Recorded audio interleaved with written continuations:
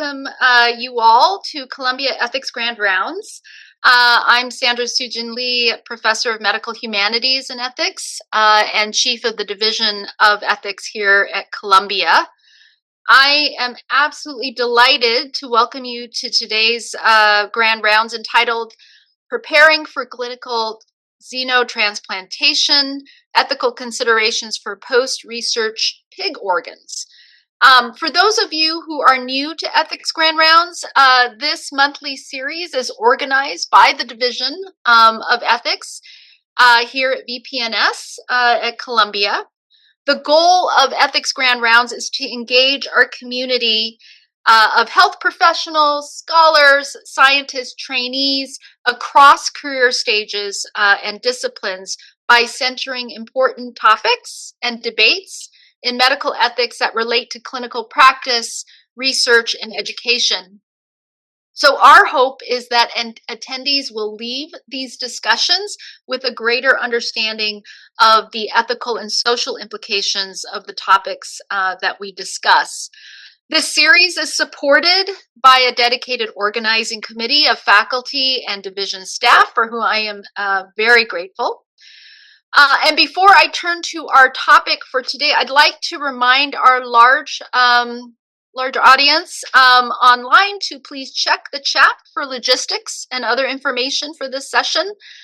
Following our speaker's presentation, we will be moving into general discussion with the audience. So if you do have questions online, please do put them in the Q&A box.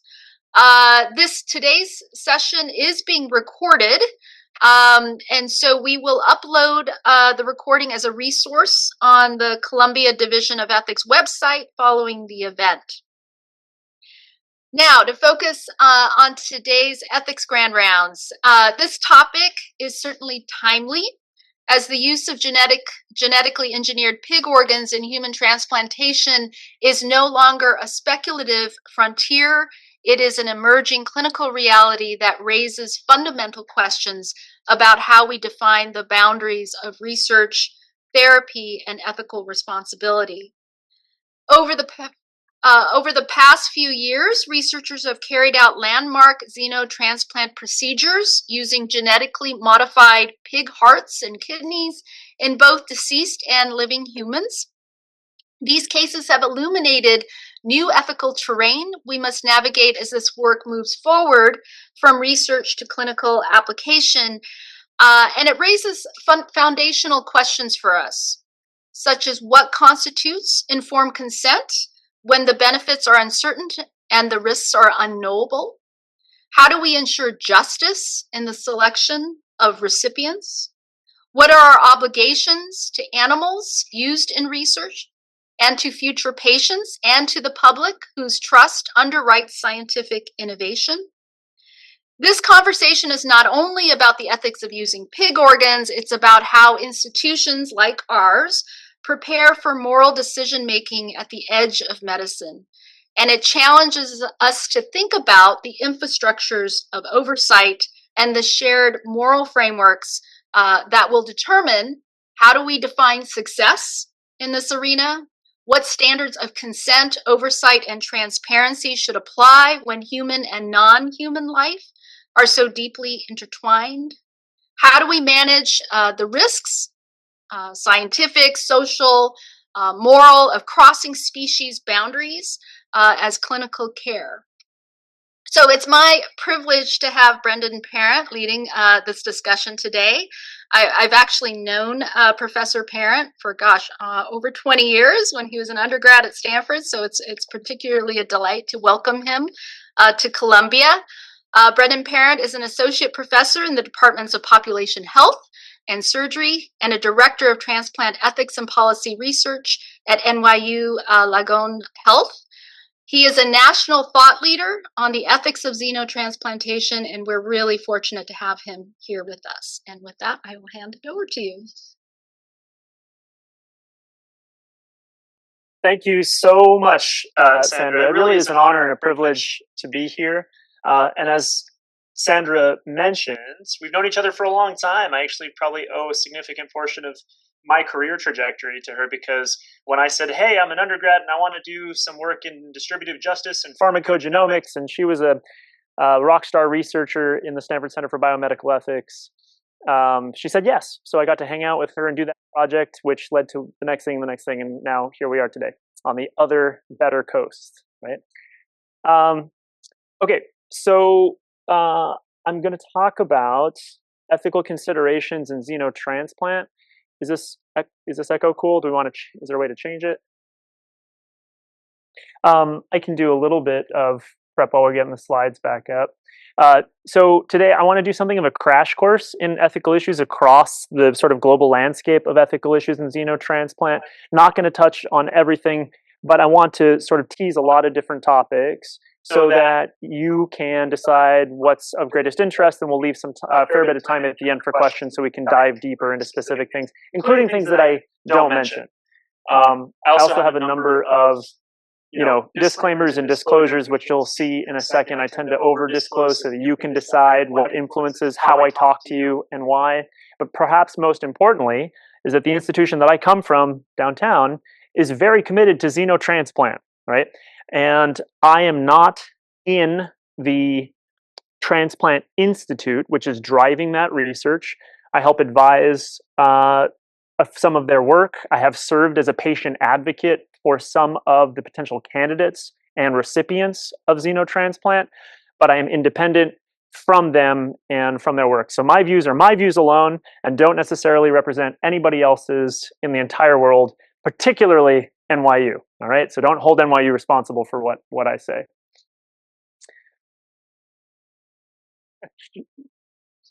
All right, topic and then disclosures. Again, I don't know how much these things are particularly relevant to Xeno, except the second one, we had a foundation grant to look at ethical issues in xenotransplant, which led to a number of publications, including public perceptions work, how people feel about xenotransplant in light of the new implementation. Okay, if we're going to talk about the future of xenotransplant, we should talk about the history and the current status. The one thing I'll say about the history is that we've been trying to take biologic materials and organs from non-humans and put them in humans for treatment for hundreds of years. You can see going back, there's record as far back as the 1700s that we were doing blood transfusions from sheep into people.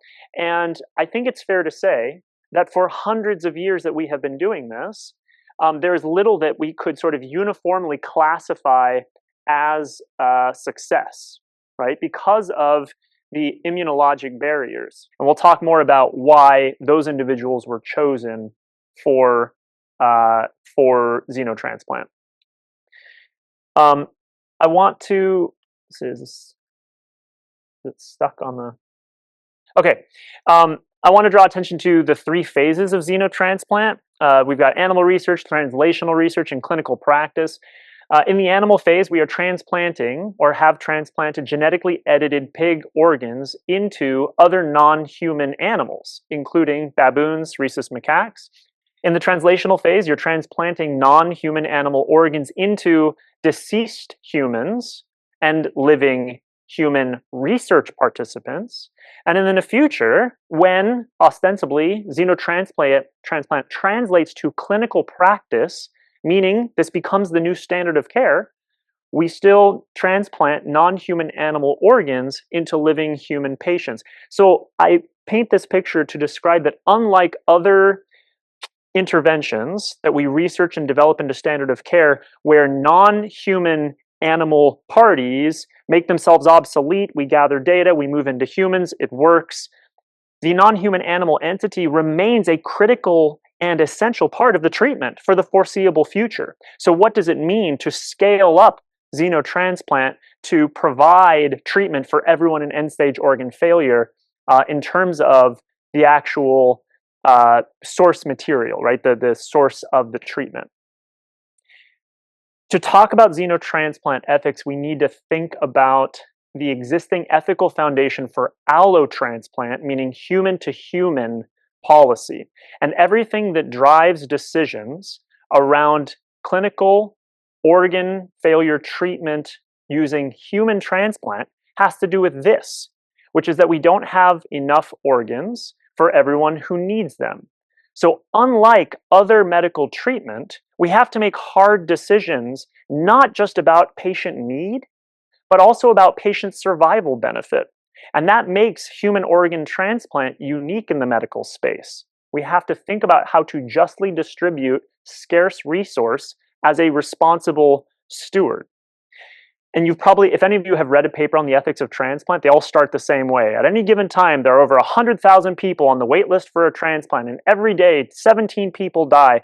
Well, guess what? That doesn't even scratch the surface, right? Because there are millions of people in organ failure all across the country, just in the US.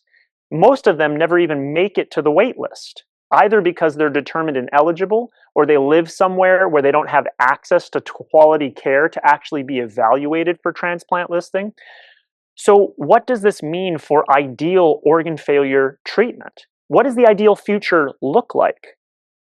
Okay, so now I've got you thinking 50, 100, 150 years in the future, maybe 20 years in the future. Let's think about the timeline. Currently, we're in the allotransplant space where we don't have enough human organs for every human who needs one. In the very near future, we will probably be doing both allotransplant and xenotransplant. So that will bring up some very interesting questions about how to integrate xenotransplant into this very unique landscape of triage, right? Of deciding who gets organ failure treatment using existing mechanisms for identification of human donors and human recipients. Do we slot xenotransplant into that framework and use the same players to decide who's going to get an allotransplant, who's going to get a xenotransplant, when and why? And then the longer term future, it might be possible to eliminate the need for human organs altogether. Should we do that? If we get to a place where we have enough pigs for everyone who needs an organ transplant, should we do away with human transplant? Right? And so there are many ways to sort of think about the answer to that question. And one is strictly clinical. If xenotransplant crushes the game, right? Meaning that you can get a xeno organ and not deal with immune suppression or organ failure or organ rejection, right? And you could have that transplant for the sort of the rest of your natural lifespan. That would probably be a good reason to say, hey, we don't need to deal with allotransplant because of all of the complicated sequelae of having an organ transplant, including lifelong immune suppression and organ rejection episodes and the need for retransplant at some point in your life. But what about this sort of poignant commitment to human solidarity, right? The fact that you can save someone else's life with your organs. There's something really unique about that and that commitment to altruism, this voluntary decision we can make to help other people. Is that enough to keep allotransplant around? And another question I want to ask is, okay, let's say xenotransplant can eliminate scarcity. We get enough pigs that are available to treat anyone who's in organ failure. Is it just end stage organ failure? Or then do we say, because we have enough pigs, we'll treat people in stage 3, maybe even stage 2, maybe even proactive transplant, right? Before you're even, if you have a condition, a genetic condition where you know you're going to have kidney failure at some point in your life, should we give you a pig part even sort of preceding physical manifestation? And what does this mean, again, for the source of the treatment? How many pigs? All right, just keep those in your mind as we sort of, go through the slides here. So now we're like in the future. I want to zap you back to the present day. The xenotransplants that have taken place in living humans to date have been through this expanded access FDA pathway, or also called compassionate use. And what does this mean? This means that the treatment is not FDA approved. It's when an individual has a life-threatening illness with no curative alternatives, and there is a promising experimental treatment that might be available. You can apply to get access to that treatment for this one specific patient under very limited circumstances. So this is a weird limbo space because this is not technically research. This is not a clinical trial. This is an N of one. It has different standards in terms of, for example, institutional review board oversight, reporting and management of data. And then how do we think about informed consent for that recipient, right? This is not a research protocol. So you're not making this individual commit to generalizable knowledge for future generations, right? They want benefit. They're there begging for this treatment because they're hoping they're going to live. And a person in end-stage organ failure, right, is going to die without this treatment. And so can you ask them not to hope? So it's an N of one trial, and I'll ask how many compassionate use exemptions do we provide before requiring that the field moves on to clinical trials? And now the first FDA-approved clinical trial of kidney xenotransplant was just granted, right? This approval was first just granted, but there will be other cases for heart, for liver, in the pediatric context. So let's pay attention to how many we allow prior to moving on to clinical trials and what it means for informed consent and for collection of data to then be usable for advancing the field. All right, so we're in clinical trials, right? We're just about to start enrolling the first genetically edited pig kidney xenotransplant clinical trial. There are going to be 8 people, right?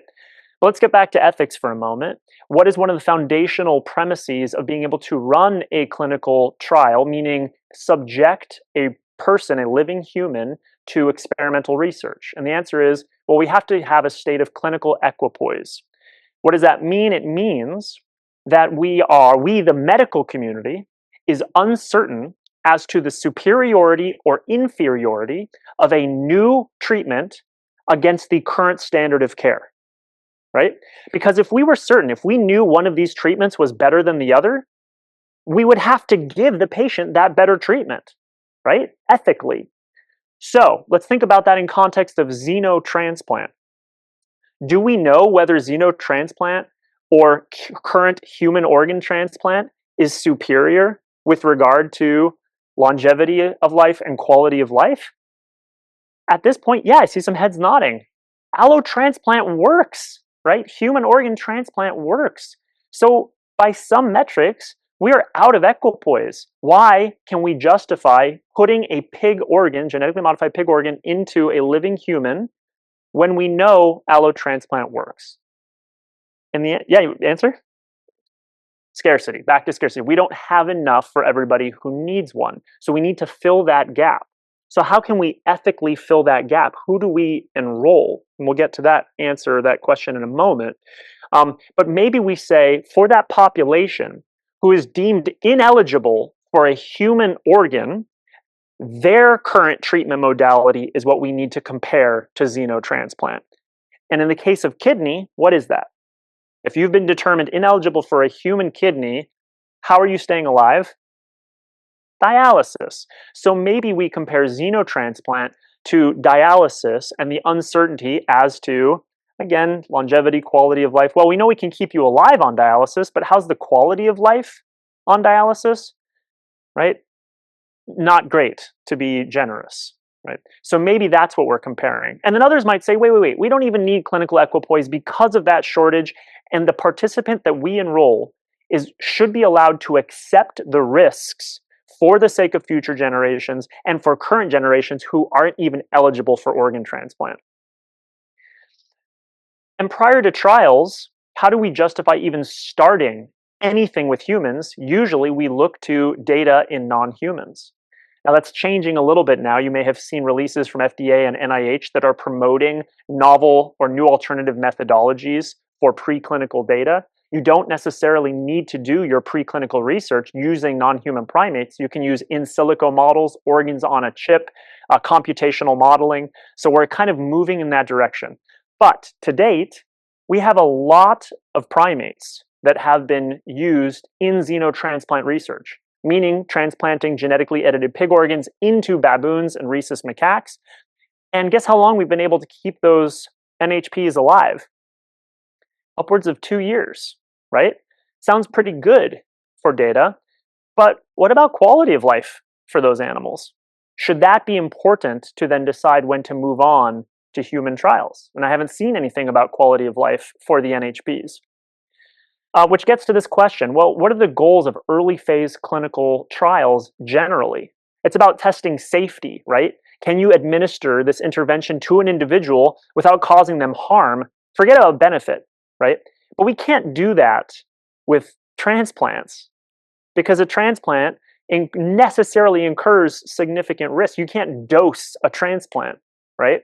So I would argue that in addition to these primary endpoints for a first phase xenotransplant trial, it will have to look more like a phase 3 or phase 4 or other surgical research interventions. So we care about patient survival and organ rejection, but also patient-reported outcomes. I think these need to be built into the initial trials because of the risk we are asking those participants to incur. And I'll love it if anybody wants to disagree or take on these topics more at the end. But again, I'm going to kind of jump through a lot of different spaces. And Sandra, please throw something at me, when we have maybe at least 20 minutes left so we have time to talk. Two is when we wrap, right? Okay. So who are going to be the individuals who will be the first people to enroll in clinical trials? And a big question is whether those individuals should be eligible for a human organ transplant. If you're eligible for a human organ, again, can we enroll you in a clinical trial for xeno? And let's say no. Let's say for the reasons we discussed, you are not allowed to receive a human organ transplant because of comorbidities or antibody sensitization.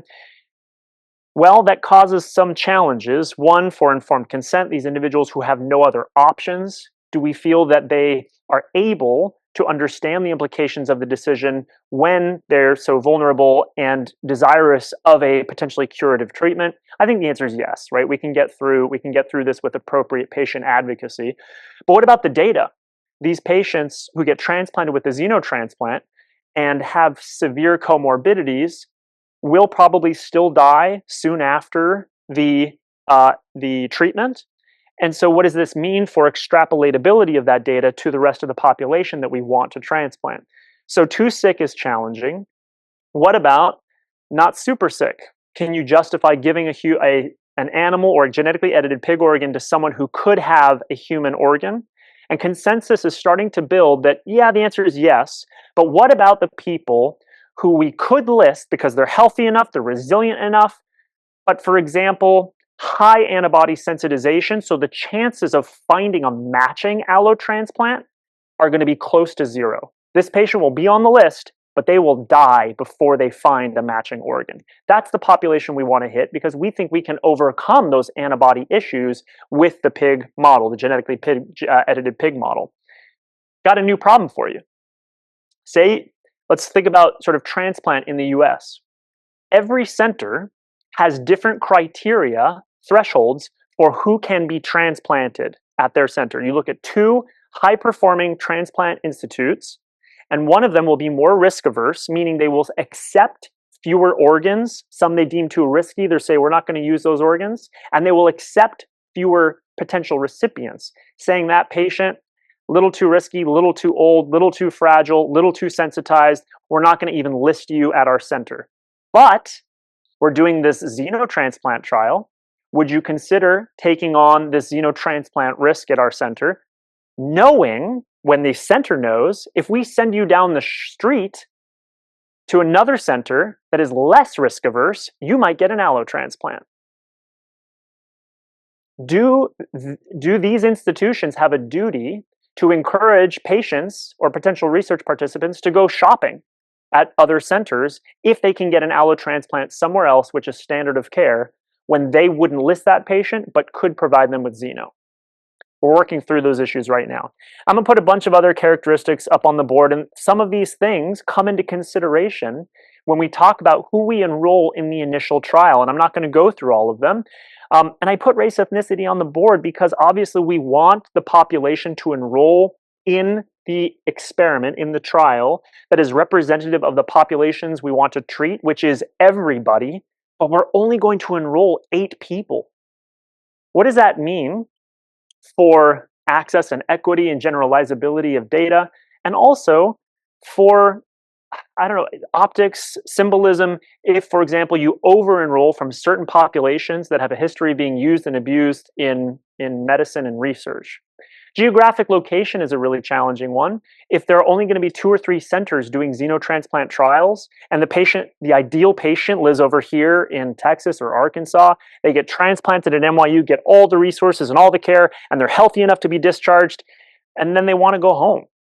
How do we ensure continuity of care for that patient when the only people who know how to manage a xenotransplant, and by the way, nobody really knows how to manage a xenotransplant, are up here? Do you fly them back and forth? A lot of challenges. Okay, let's move past clinical trials theoretically and think about some of the questions that will affect the ethical analysis. The first one is, what's going to be better, right? What is going to be the superior treatment? We don't have the answer to that question. It's possible that xeno will work, maybe not be great, and may end up just being a bridge to other therapy or to an allotransplant. Well, does getting a xenotransplant sensitize you and make you ineligible for an allotransplant? Hopefully not, but we don't know. But let's say that xeno is far superior in terms of graft failure, rejection, the actual function of the organ. What does this mean for available options? Because we're not going to be able to scale xeno immediately. So we will have both. Who gets access to standard of care xeno, substandard of care allo, and what drives that decision? Well, one of the answers is going to be cost. We don't have cost considerations for allotransplant today in the US the way we do other kinds of treatment, because it's largely covered but not entirely, so it's still a problem because you have to be able to pay for or have insurance pay for immunosuppression. But there is a federal prohibition on the buying and selling of human organs, which I believe keeps costs at least somewhat lower and more manageable. The same prohibition does not exist for non-human organs. So you can guarantee that market forces will influence the pricing of a xenotransplant. And how will that affect payers' ability to pay for them and provide them to people who need them? Where will they be available? How vast will this be able to scale, right? If we think about the logistics of managing 1,000 pigs, 100,000 pigs, 5 million pigs, right? What does this mean for the industry and for the future of what people tout as sustainable, renewable solution to the organ shortage? Okay, and then I'll also pose, we've heard of a lot of other strategies to manage the organ shortage. Increasing living donation, getting more people to register as donors, doing a better job of transporting organs so they don't get lost in transport. Did you know that organs get lost on their way to the transplant center? A lot, right? The amount of science and technology that goes into recovering organs and transplanting them, we can't do better than putting them on a FedEx truck, right? It's pretty mind-boggling. What about organ discard? Being able to transplant more organs that might be sort of risky or marginal, that actually, when they're done, lead to good outcomes for recipients. Doing more recovery of organs after circulatory determination of death. And some of you might have seen some of the concerns ethically about that currently, but I think there is a path forward, right? What would happen if we channeled even half the resources that are going into xeno into these other solutions? Would we be able to make a dent in the organ shortage? I have some colleagues far smarter than me who say, no, Brendan, that's just rearranging deck chairs on the Titanic. It will not make a dent. We need to move past to a new solution. I don't have an answer, but if any of you know a healthcare economist that wants to work on this with me, right, I would love to do an examination of the potential benefits of the current modalities and more resources into them in conjunction with xeno. I'm not saying do away with. I'm saying we need to do all of these things simultaneously. All right, let's go into the philosophical ether for a moment. I'm going to ask you, if you or a loved one needed an organ transplant and could choose between either an allotransplant human organ or a genetically edited pig organ, and the cost or the benefit burden ratio is roughly the same, which would you pick? if we had both, and you can, I'm going to do the unfair thing and say, okay, raise your hands if you would pick xenotransplant.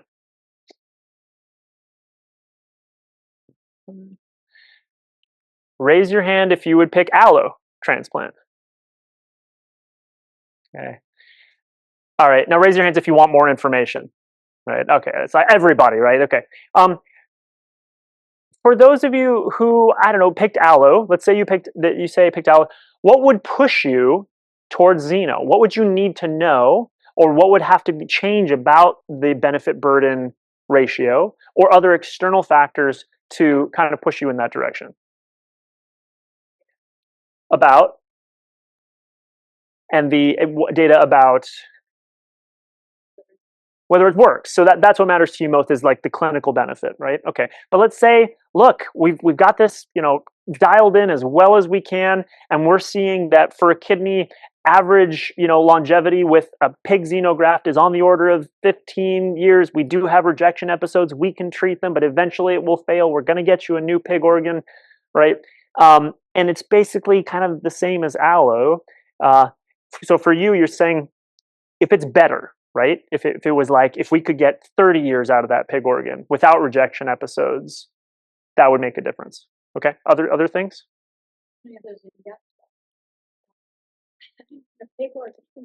Yeah. I can see that. Yeah. Sure, totally. And I don't, this is one thing I skimp in this presentation, is this question of identity and what does it mean to receive a pig part and how many people have problems with that versus not. And we've done a lot of public perceptions research and a lot of religious perceptions research on xeno. And the very sort of unfair surface level takeaway is, if it saves a life, it's okay, right? And that's what the religious leaders across denominations say. Look, yes, we have a problem with pigs, but if it saves a life, it's okay. Well, that doesn't mean what individuals will feel. An individual might still say, yeah, I don't know, I probably would prefer not to have a pig organ. What will that mean about me? But if these massive polls see the community moving towards public support in a way that we didn't see when organ transplant first came on the scene, right? When organ transplant first became a treatment modality, people were freaked out. There was a major yuck factor just about taking, wait a minute, you want to put a deceased person's heart in my body or liver in my, what? Right? That's a weird thing. This is a strange sort of practice that we have all kind of acclimated to, and it's beautiful and it's extraordinary. Okay, well, now that we're used to it, I think we might be, as a society, more paradigmatically prepared for non-human organs. But what else might influence? Go ahead. Go ahead.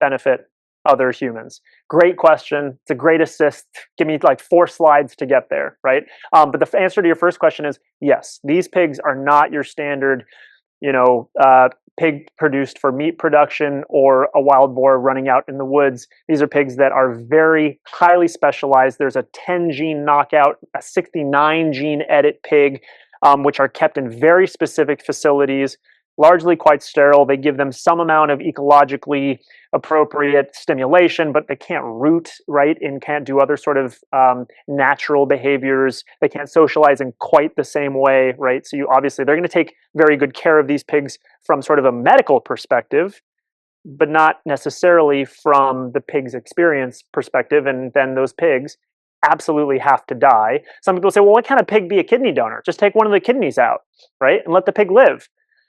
That's complicated because then you have to actually surgically help the pig recover and find a place for it to go. And I think the short answer to that question is it's just too expensive and unmanageable and not as efficient. If we're actually going to go into this enterprise, right, we want the organs to save lives. Other thoughts or questions about this? And then we'll actually get into this. But you got it.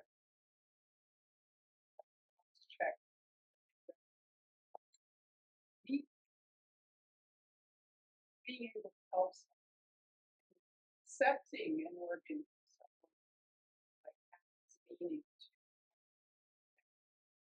Absolutely. Organ donors and their families, right, one of the only pieces of solace they can get in one of the most extraordinary times of grief and trauma in their lives is knowing that their deceased loved one's organs are going to save someone else, right? And I've spoken with a lot of individuals for whom checking that box is an incredibly important contribution to society and for their own personal identity, right? So, all right, it's an interesting experiment, right? What might change the calculus to say, okay, this is what we believe is the right thing to do, what I would prefer for myself. Let's go on to think about sort of the eligibility considerations. Who is going to get a xenotransplant when it's standard of care? We talked about some of these a little bit on a previous or the clinical trial slide. These here are some examples of non-clinical considerations that affect whether you would be eligible for a human organ transplant. These are considered proxies for how you will do after you get the transplant. So it's not just need, it's survival benefit. And people say, well, if you have a history of non-compliance when it comes to coming into medical appointments, we don't think you're going to do as well taking your immunosuppression, coming in for rejection episodes. So this might be considered a contraindication to you receiving a human organ. Why? Because of scarcity. Well, if we do away with scarcity, if Xeno actually manages to eliminate it, do we do away with these considerations? And I say this is not exactly a valid or important question because maybe we need to be considering whether these are valid considerations to begin with. Because there is some data that suggests people who get an allotransplant with schizoaffective disorder or a small social network, no one living with them, if you provide them with additional support from the hospital, social work check-ins, technological support, pill boxes that give alerts and send signals to their care to make sure that they're taking their meds, those patients do fine, right? So I just ask, well, even if we could eliminate the organ shortage, we still want to do away with these contraindications for people that are based on sort of unjust premises. And people are saying you're not required to have living caregivers forever. Yes, it's true. These are not absolute contraindications. Different centers look at these in different ways. Some are really doing away with these kinds of non-medical considerations, which I think is the right direction to move. Informed consent, right? Sandra did a fantastic job of setting up all the issues in the beginning. In fact, I probably didn't even need to stand up here and talk to you because she gave like the most essential details of this sort of xenotransplant ethics. But when we talk about informed consent, there are all kinds of interesting and unique questions that have to be covered, including what are the alternatives? Well, you don't have to get transplanted at all, especially when this is still experimental. You could agree to comprehensive palliation, ensure a comfortable death. What happens if the xenotransplant fails? Do you get another one? Do you get an allotransplant? Does having the xenotransplant affect your clinical eligibility for the allotransplant? Lifelong monitoring, right? This isn't just sort of getting a knee replacement, doing some rehab, and going back out into the world. For the life of that xenograft, you will have to be monitored, both for the benefit of the organ, but also because of the public health risks of potential xenozoonotic viral transmission, right? And that will be for the life of the graft. We have pediatric assent issues. And then what about contacts? Because of this risk that attaches to the xenotransplant, will we have to consent your caregivers? What about the people at work if you go back to work? What about the people in the medical field who are taking care of you? What are the mandatory treatment and monitoring expectations? I put a picture of Ulysses down here because a lot of people liken the agreement to receiving a xenotransplant and the commitment to lifelong monitoring as the Ulysses contract. And you may have heard this term before. And what it means is you, as a person with capacity, agree to something for your future self when you may lose capacity, right? It's usually discussed in the context of advanced directives. But it doesn't really apply here because there's nothing to indicate that once you receive a xenotransplant, you're going to lose capacity. It just means that you're agreeing by virtue of a contract to do these things, not just for your own benefit, but for public health. And so what are some of those things? Vaccinations, which ones should you have to receive before and after? Should this mean that you are ineligible for a xenotransplant if you don't, for example, get the COVID vax, right? Immunosuppression adherence, viral monitoring, both the patient and the contacts, taking blood samples, tissue samples, potentially for the rest of your life. You will not be able to donate blood, gametes, and breast milk because of the potential xenozoonotic viral transmission risks. And all these might also extend to your contacts, should your contacts be monitored in the same way. And if not, should they at least be notified? Should there be mandatory notification of your loved ones that you got a xenotransplant to help them sort of assess the risk to themselves? And how do we enforce any of this? So I've talked a lot about the public health considerations. Oh, okay, we're getting close to time. But what is the actual risk? I'm going to jump a little bit. I'm trying to decide how to triage my slides here. Before we talk about the xenozoonotic viral risk, let's just talk for a moment about the National Organ Transplant Act and how we oversee organ donation and transplant in this country. It is the most highly scrutinized field in all of medicine. Why? Because of scarcity. And we need to steward this resource responsibly and make sure that outcomes are good. And if centers are not doing a good job of transplanting patients, then maybe they need to adjust their practices to make sure the outcomes are better. And that includes licensing transplant centers to do good work, making sure they meet certain criteria, monitoring outcomes both for donors and recipients, and maintaining a database of these outcomes so that centers can be incented or penalized for not meeting certain benchmarks or metrics. Should this still be the case if xenotransplant were to become the new modality, were to alleviate, if not eliminate, scarcity?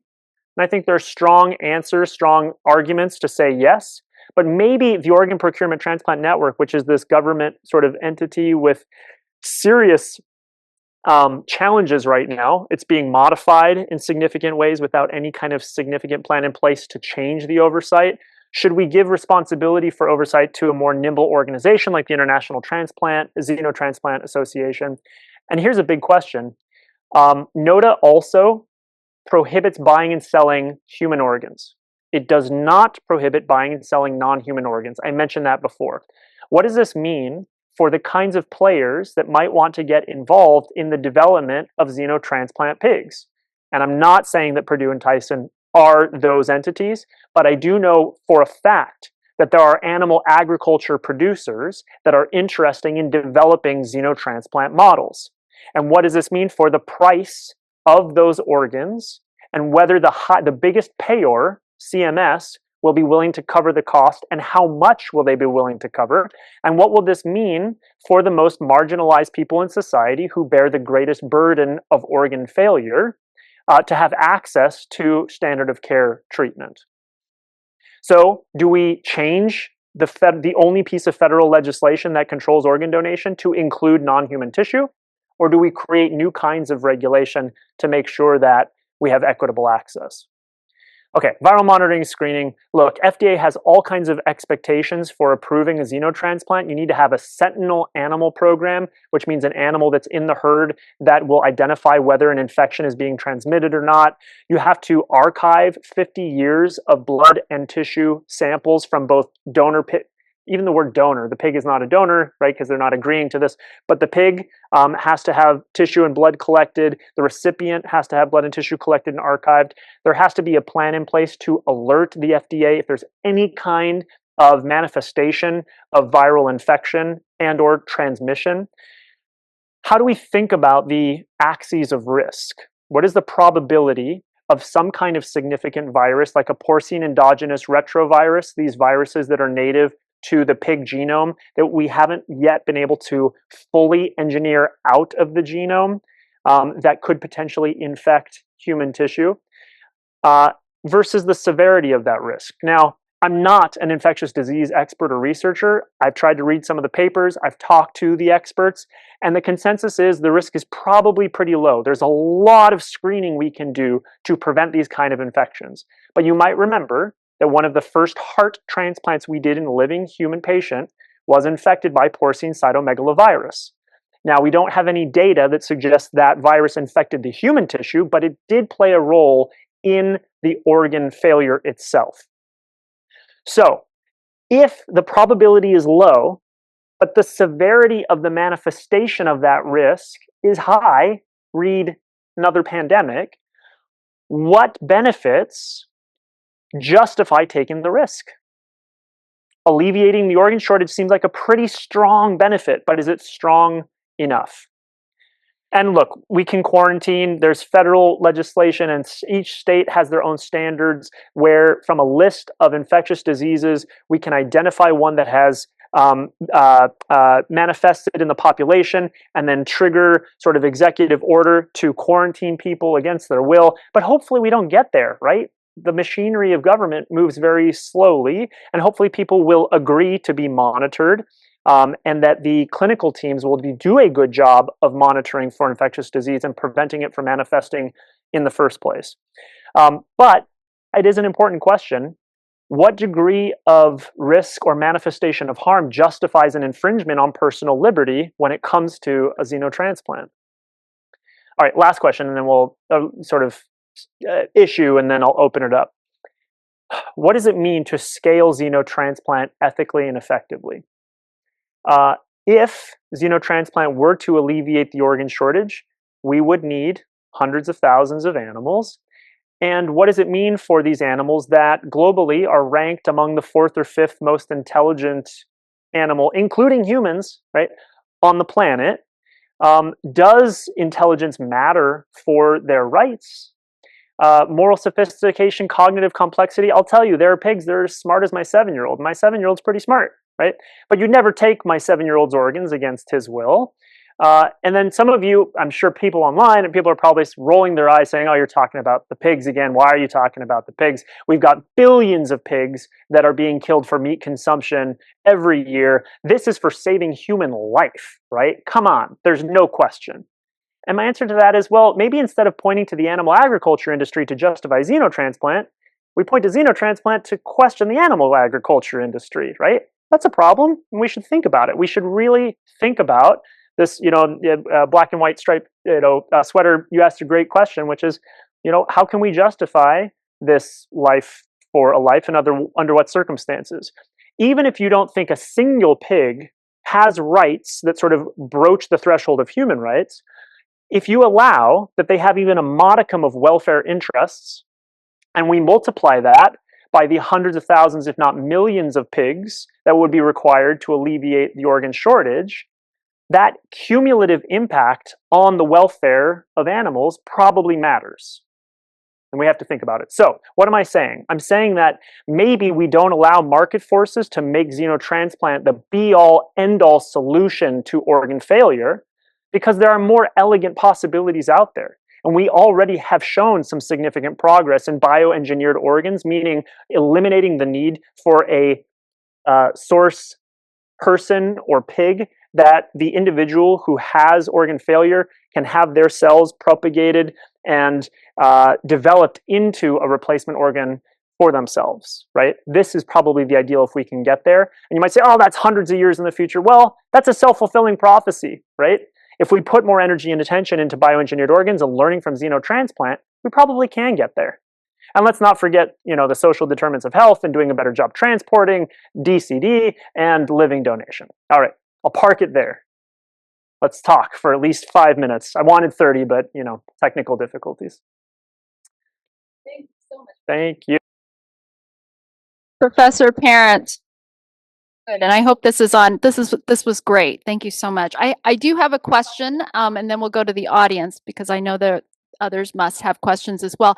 I wanted to ask you, or pull on the thread around the kind of bioproduction of the organs, and thinking about animal life as being a source of biocapital. And you mentioned you didn't mention specific companies, but we do know that companies like eGenesis and United Therapeutics, they are heavily invested in genetically engineered pigs for this purpose of fulfilling this need. I'm just wondering, what do you think? And you touched on this, but if you could expand, on the question of how we should ethically evaluate the commodification of animal bodies, and in particular, if you think there are limits on forms of life that should not be exchangeable in clinical medicine. That's a great question, Sarah, and I hope that you could read between the lines when I was giving my presentation, right? A little bit that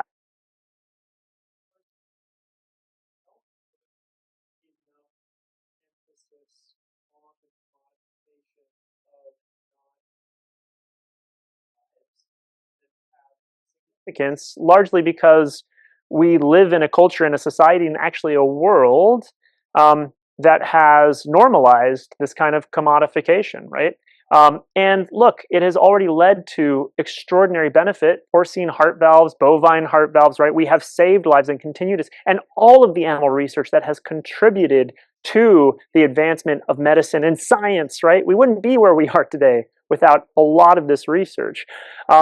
But I think the current framework for thinking about how we can and should use animals is that they are essential and that we should reduce to the extent possible. And I think we should probably question those premises the more we learn about the inner lives of these animals that experience joy and pain and suffering and hardship the way that, again, my 7-year-old does, right? And what does it mean to be a pig? I think we have to ask that question. To the companies and the biocapital, I'll just say one thing, which is I know that at least one of these companies, right, United Therapeutics, is not only developing one of the most premier pig models, but is also at the forefront of bioengineered organs, right? So I believe that at least one company sees the linkage and believes this is a stepping stone toward the sort of more ideal future. Great, thank you. Questions from the audience? Anyone? Yes. You can use the microphone. You mentioned virus problems. Is there